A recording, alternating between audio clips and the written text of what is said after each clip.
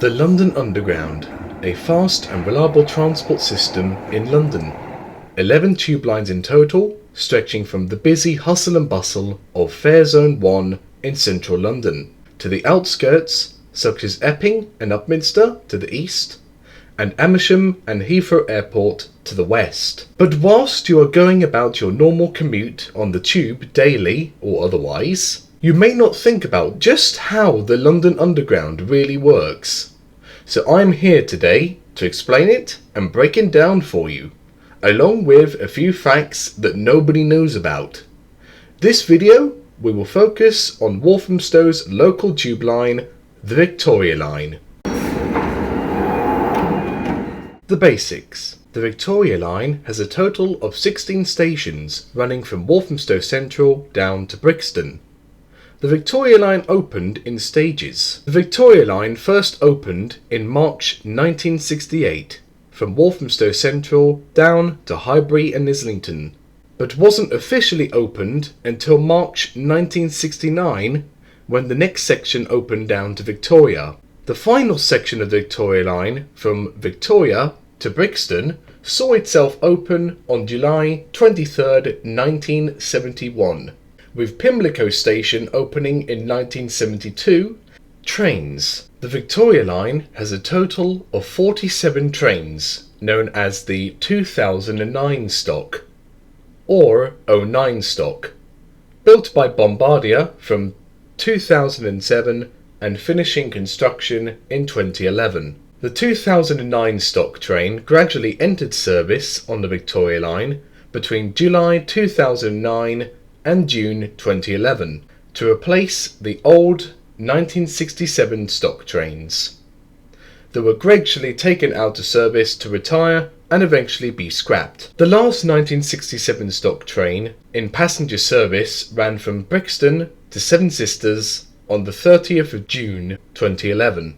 You can still see the remains of some 1967 stock train coaches. One carriage can be seen preserved in the London Transport Museum. 4 coaches can be seen unbranded, meaning the coaches have been stripped from the TfL colours and has just a plain white exterior at London Road Train Depot on the Bakerloo Line. Frequency and signalling system. The signalling system, known as DTGR, distance to go radio, with the use of ATO, automatic train operation, which means the trains drive themselves by receiving real live time information via radio communications about the distance to the next signal and train ahead. Drivers are still always needed at the front of every train to open and close the passenger doors, ensure the safety of the passengers, and is ready to drive the train manually if the train develops a fault or the automatic train operation fails. Let's go back a bit in time. The distance to go radio system was tested back in 1964 on a small section of the Central Line between Hainault and Woodford, using the new 1967 stock trains. The first of London Transport's automatically driven trains made its press debut. It's the type of rolling stock that will go into service on the new Victoria Line when it opens shortly. One man will be in charge of each train.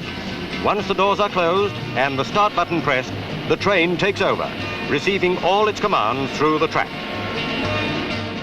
Lastly, have you ever wondered why Victoria Line trains terminate at Seven Sisters from Brixton? After all the passengers have exited the train, there is a part of the Victoria Line that passengers never see. Trains depart Seven Sisters station through a secret tunnel where there is daylight at the end and comes above ground at the main Victoria Line train depot at Northumberland Park. Here is where the trains are maintained, cleaned and parked out of hours. So Victoria Line trains actually see daylight.